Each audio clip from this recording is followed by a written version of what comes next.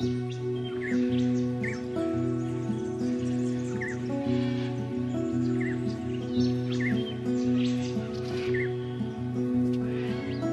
is the Macquarie River. In 1818, John Oxley brought an expedition party down this river in whaling boats in search of inland sea. His thoughts were that because all these rivers flowed westwards, they must have emptied into an inland sea somewhere, and assuming that they'd be fertile grounds with plenty of water, he was keen to find them for the new colony. But what he did find were the Macquarie marshes, and that put an end to the idea of an inland sea. I've been living in this valley, the Macquarie Valley, for 23 years.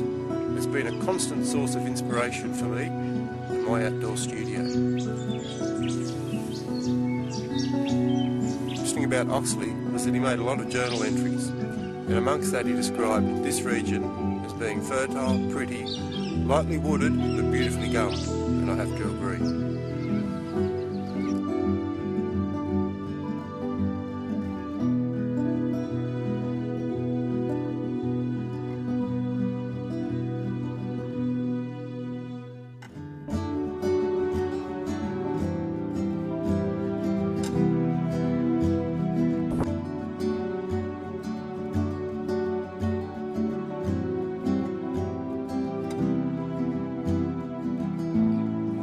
Just pulled up here on the side of the road because I've noticed something that's very common in Australia along our roadsides, and that's roadkill.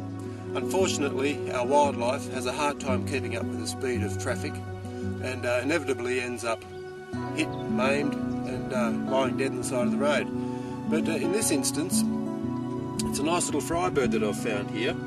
He's in good condition. It'll make a great sculpting model. The thing is with roadkill and using them as models is to get them fresh, which sounds a little bit morbid, but decomposition sets in pretty quickly in Australia with flies and bugs and everything else. If you don't get to them quickly, you're going to end up with a smelly mess. But in this case, he's nice and fresh, and we should be able to do something with him.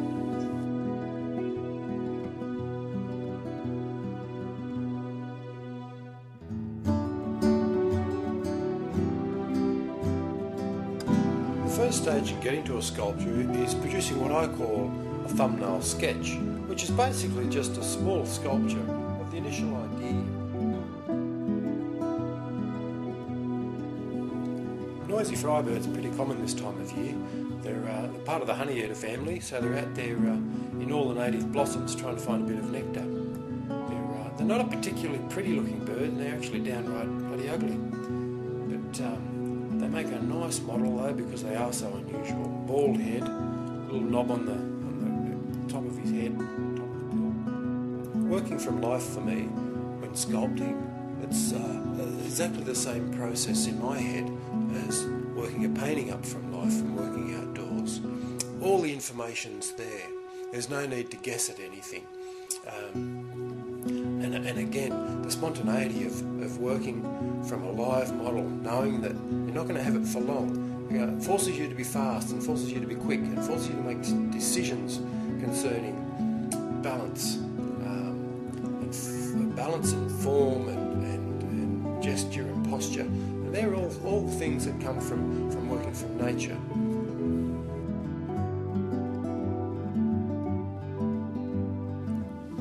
Probably the most important thing for a sculptor is to have a terrific understanding of anatomy, knowing the bones of things, the inside workings of how an animal is formed is critical, because in those early stages of developing a sculpture, you're virtually building an internal skeleton out of wire or steel, and that's known as an armature.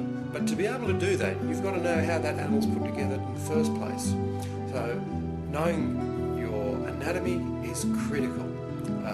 It's a fundamental tool to the sculptor.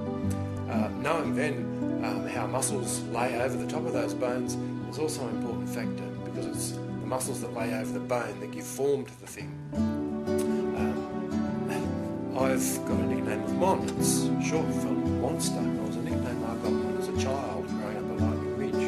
I had a morbid habit of collecting dead animals, bones, and dragging them home in a hessian bag and emptying them out in the backyard and putting them all back together. I didn't understand at the time what I was doing. I just had this complete fascination for anatomy and how things were put together. But it's come to serve me now with sculpture, because it's become almost an innate quality within me to know what goes on inside a form and what shape a muscle makes when it's in flexion, different types of movement. The muscles move and contract and change shape. And to know those things are important things. Once you know them, then you can play with sculpture.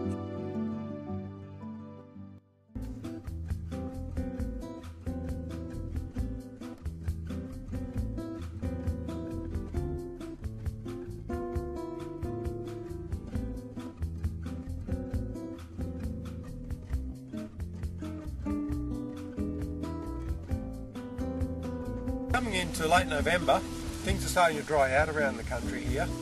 One of the harsh realities of the Australian bush, as soon as things dry out, we're going to get bushfires. And today we're in that situation where we've got easterly bushfires and westerly winds. So we're getting a smoke haze coming across the valley here, the Macquarie Valley, and it's creating a lovely atmosphere. I pity the people who are putting up with bushfires, but at the moment we've got something really, really special happening here in the valley. So we'll go and see what we can do.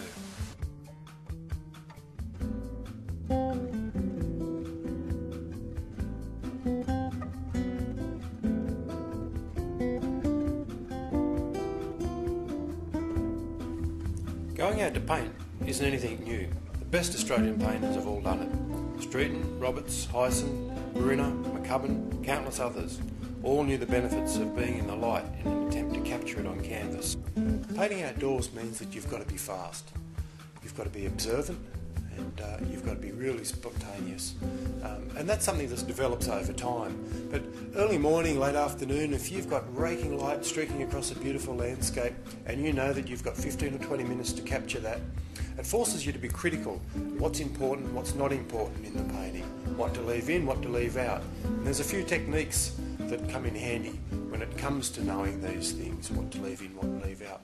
Probably the first one is to squint. By squinting down, you're extracting all the things that aren't important in a painting and reducing it down to the major shapes, major colours, major tones, the things that hold the painting together. So squinting is probably the first technique the landscape painter really comes to use as a tool. Probably the second one is to stand back from your painting now and then. You'll notice most landscape painters will all stand back from their easel, and in that way they're judging tone, colour and contrasts within the painting to see if they work, judging it against the landscape, picking up hue here, picking up a hue there, readjusting.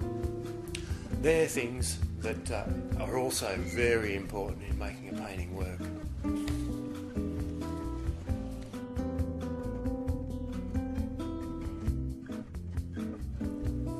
Painting outdoors is a difficult thing. It takes a lot of practice and a lot of perseverance. There's a lot of obstacles to overcome. There's flies, there's the wind, there's a snake that crawls over your foot while you're painting, and worst of all, there's the bystander who wants to make a comment or pass an opinion while you're in the throes of trying to create something. But all in all said, there's no other way really for me to paint these days. It becomes addictive, you know, chasing that light and atmosphere and the excitement of being outdoors. It's almost like an adrenaline junkie sport, you know, as opposed to the quiet studio work, which can, in my opinion, be quite dull and boring and often tight because there's not that need to be spontaneous and make split decisions. Sitting in the studio, you can work at your heart's content, go and have a cup of tea, cup of coffee, come back, do a little bit more, usually working off a photograph, so you study the photo, and as a result of that, the works often become tired and overworked, whereas the spontaneity of an outdoor painting, there's fresh brush strokes and the colours are vibrant and the atmosphere is perfect. They're all the things that make a great painting work, and they're the things that we get out of painting.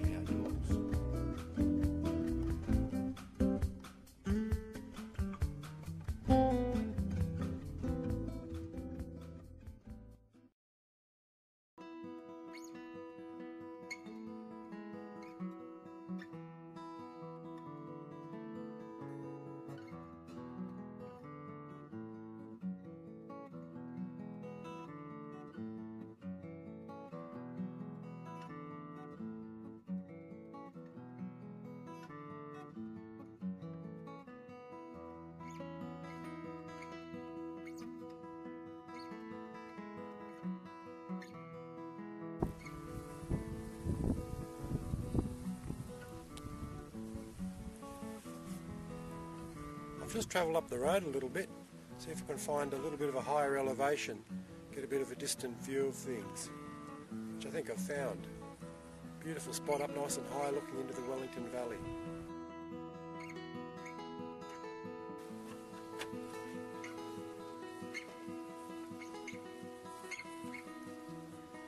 Sometimes to get an elevated view over grassy knolls and roadsides, you need to get a bit of elevation yourself.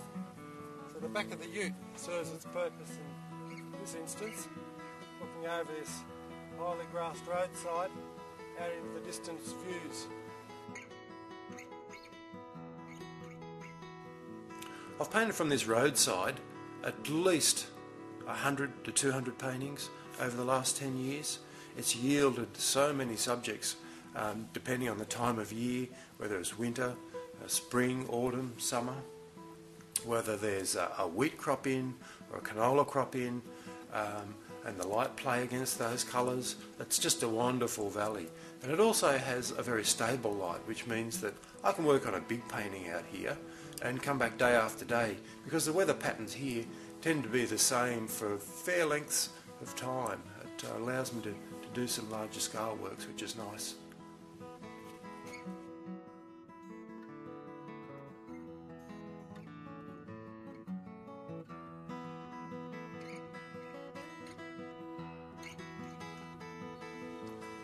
I try and keep a very simple palette when I work outdoors. The primaries, red, yellow, blue, and just a couple of secondaries, green and a brown, and titanium white basically. And that way I'm cutting down the choices that need to be made while I'm working outdoors. It's one less thing to have to worry about. It simplifies the whole process.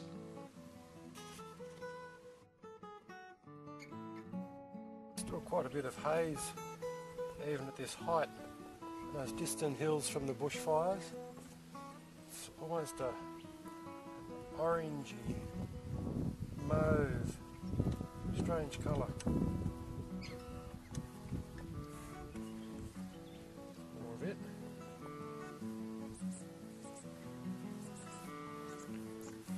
When we're working with oil paint, we work from the darks to the lights. So we're working from the darkest colour and tone in a specific area, and usually we put that in as a thin wash or a glaze, and then we work our mid-tones in with thicker paint and our lighter colours and tones in with quite thick paint, creating a nice highlight.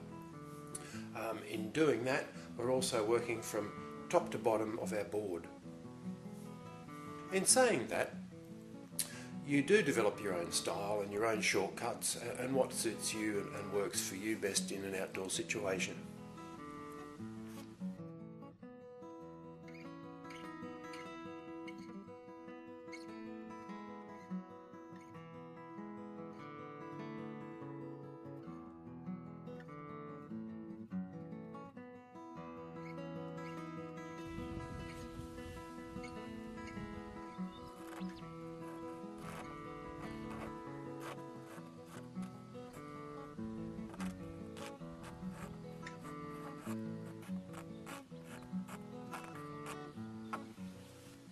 That brings today to a close.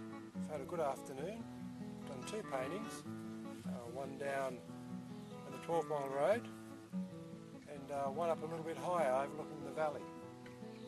The smog's cleared a little bit from earlier this afternoon, and we're getting a nice, clear, beautiful sunset at the moment, but I'll catch that another time.